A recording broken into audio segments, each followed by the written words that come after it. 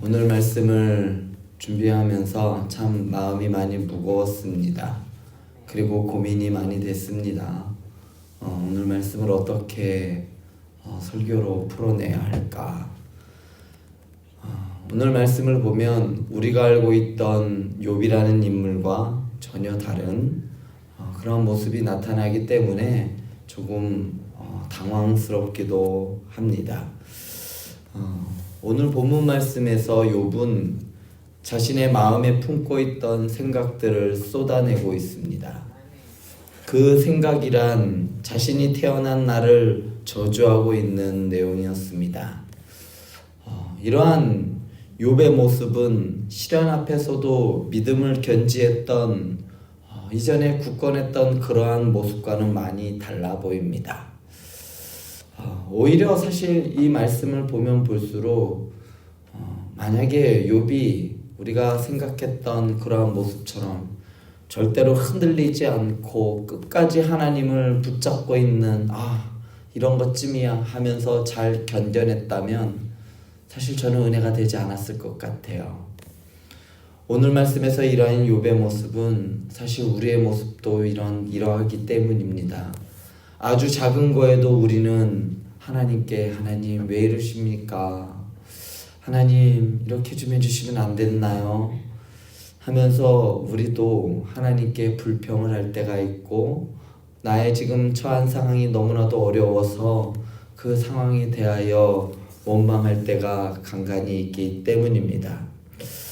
오늘 말씀을 통해서 마음속에 일어나는 고통을 표현하는 이러한 욥의 모습을 통해 우리는 우리가 겪고 있는 이러한 고난과 고통을 어떻게 대하고 다루어야 하는지 아주 중요한 교훈을 배우게 됩니다. 첫 번째로 우리가 고난과 고통 앞에서 우리는 솔직하게 이것을 인정해야 됩니다. 고난과 고통을 인정해야 하는 것이 우리에게 필요합니다. 욥은 자신이 겪고 있는 상황이 너무나도 고통스러운 나머지 자신의 생일을 저주해요. 자신의 태어난 날과 모태에서 잉태되던 날이 멸망했더라면 좋았겠다라고 말합니다. 욥이 자신의 생일을 저주한 것은 결코 그의 부모님을 저주한 것이 아니에요. 그리고 하나님을 저주한 것도 아닙니다. 오늘 말씀을 자세히 살펴보면 욥은 누구를 탓하고 있는 것이 아닙니다. 그럼에도 시련 중에도 믿음에서 흔들리지 않았던 그의 모습과는 좀 달라 보여요. 그렇다고 해서 욥이 결국 나약한 인간이구나, 얘도 이럴 수밖에 없어 하면서 욥을 정죄할 수는 없는 겁니다. 욥의 탄식은 고통을 정직하게 대면한 반응이었기 때문입니다. 그가 지금 겪고 있는 그 고난 앞에서 욥은 이것이 절규와 탄식으로 나타나고 있는 것이죠. 우리 중에는 자기 안에 있는 슬픔이나 절망 같은 감정들을 오히려 나약한 사람들이나 느끼는 것으로 여기면서 정직하게 대면하지 않는 사람들이 있습니다. 욥의 오늘 말씀에서 저와 같은 그러한 한탄하는 모습은 누구 때문에 나는 이 모양 이 꼴이야, 부모님이 빚만 산더미처럼 남겨줘서 나는 내 삶은 이렇게밖에 안 돼, 그리고 자신의 불행의 원인을 다른 사람에게서 찾으려고 한다면 원망과 불평만 나타날 뿐이죠. 이러한 욥의 모습과는 이러한 모습은 욥의 오늘 말씀과는 좀 달라 보입니다. 이들은 마음의 상태를 외면했다가 결국 더 깊은 낙심과 절망으로 빠지기도 하지요. 그런데 욥은 자신의 생일을 저주하면서까지 자신이 현재 당하는 시련이 고통스러운 것임을 그대로 표현하고 있는 겁니다. 내가 이만큼 고통스럽습니다. 우리의 인생을 살면서 우리는 수많은 고난과 고통을 경험할 수밖에 없습니다. 사랑하는 사람을 갑자기 잃거나 평생 모은 재물을 잃기도 합니다. 때로는 건강했던 육체에 질병이 찾아오기도 해요. 이러한 고난이 닥쳐왔을 때 우리 안에 생기는 두려움과 슬픔을 우리는 정직하게 대면할 필요가 있습니다. 그러한 감정들 앞에서 우리는 인간이 얼마나 나약하고 무력하고 연약한 존재인가를 우리는 깨달을 수 있는 것이지요. 이러한 일 앞에, 그러한 고난 앞에 무너져 버리는 나를 보면서 우리는 나는 이렇게 연약한 존재구나. 이러한 일 앞에서도 나는 원망하고 불평하는 존재이구나. 이러한 모습들을 우리는 인정하게 되는 겁니다. 하나님은 바로 이런 겸손의 자리에서 우리를 당신의 긍휼로 만나 주실 겁니다. 내가 철저히 고난과 고통 앞에 무너져서 나는 어쩔 수 없는 존재이구나, 이렇게 탄식할 때 하나님은 그곳에서 우리를 만나 주십니다. 두 번째로 시련을 이기는 방법은 고통을 솔직히 표현해야 합니다. 욥은 내면에 존재하는 고통을 정직하게 대면했을 뿐만 아니라 그것을 탄식으로 표현할 수 있었습니다. 내면에 일어나는 괴로움을 억누르면서 그것을 참기보다는 하나님과 친구들 앞에 입을 열어 토로했다는 것이지요. 아마도 욥은 타는 듯한 답답함을 경험할 거예요.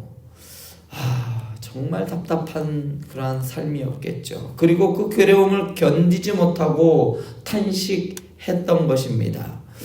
우리 중에는 참는 것이 미덕이라고 생각하면서 좀처럼 자신의 감정을 드러내지 않는 사람들이 있어요.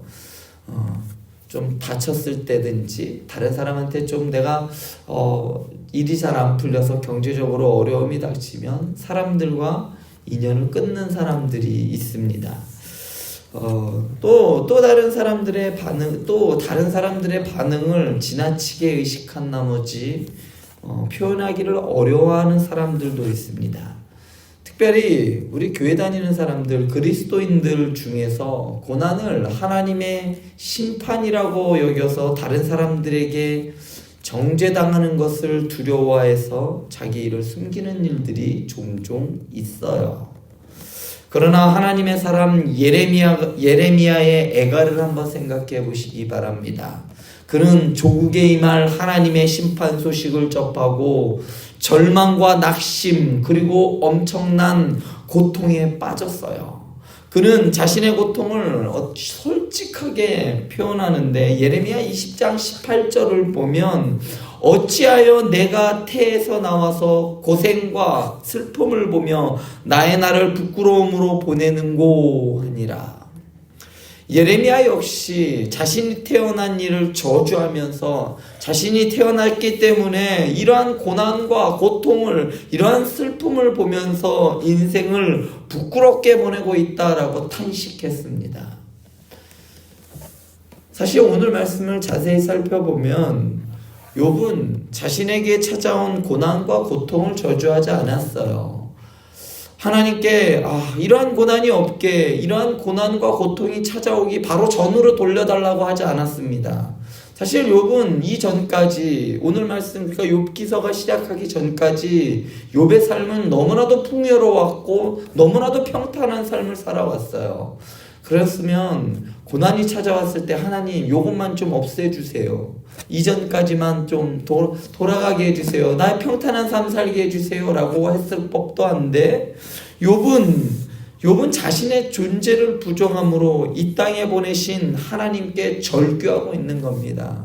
나의 태어난 날, 내가 이 모든 것을 누리기 이전인 아예 내가 이 땅에 태어나기 전부터 그날을 저주하면서 하나님께 내가 이만큼 고통스럽습니다. 내가 이 땅에 아예 고통이 이전에 내가 누리던 것들, 그것들보다 너무나도 크기 때문에 차라리 안 태어났으면 좋겠어요, 하나님. 하나님께 대하여 절규하고 있는 것이지요. 우리는 하나님의 자녀들도 예외 없이 인생에서 절망과 낙심을 경험한다는 사실을 알아야 합니다. 그럴 때 상실한 마음을 하나님 앞에 정직하게 표현하시기 바랍니다. 다만 그 마음이 원망과 분노로 이어져서는 안 되는 것이죠. 하나님은 우리의 탄식에 귀를 기울이시고 우리의 피난처가 되어 주실 겁니다. 이것을 정말 잘했던 사람이 다윗이에요. 자신이 처한 상황을 하나님께 철저하게 탄식하며 토로했습니다. 그러면서 다윗의 시편들을 마무리할 때는 항상 하나님께 찬양합니다.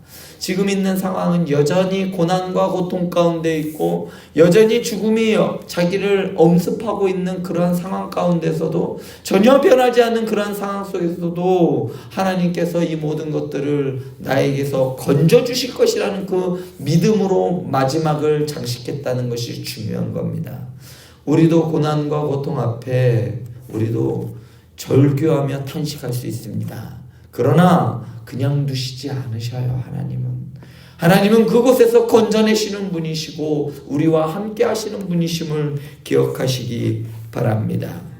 욥이 고난 속에서 한탄하며 자신의 심정을 토로했듯이 하나님께 나아가 마음의 고통을 쏟아내시기 바랍니다.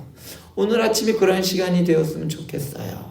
하나님은 모든 환난 가운데에서 우리를 위로해 주시고 다른 환난 중에 있는 자들을 도울 수 있도록 힘을 더해 주실 겁니다. 사람에게는 공감이라는 것이 있어요. 경험해 보지 못하면 다른 사람을 공감하지 못하는 것이죠. 아무리 고난에 아무리 좋은 말로 위로를 한다고 해도 저 사람은 나를 이해할 수 없어. 왜냐하면 나와 같은 고난을 겪어보지 않았기 때문이죠. 그런데 우리와 같은 우리의 육신을 통해요. 우리와 같은 고난과 고통을 극심한 고난과 고통을 겪으신 분 바로 예수님께서는 우리를 누구보다도 잘 알고 계십니다. 그렇기 때문에 예수님이 바로 우리의 위로가 되어줄 수 있는 겁니다. 나와 같은 인간의 몸을 입어 십자가상에서 고난과 고통을 당하시고 나를 위해 죽으신 그 하나님, 그분이 바로 우리에게 위로가 되어주시는 것이죠. 오늘 아침 이러한 하나님의 도우심 그리고 하나님의 사랑을 덧입어서 힘있게 믿음의 길을 걸어가는 하루가 되길 간절히 축원드립니다. 기도하시겠습니다.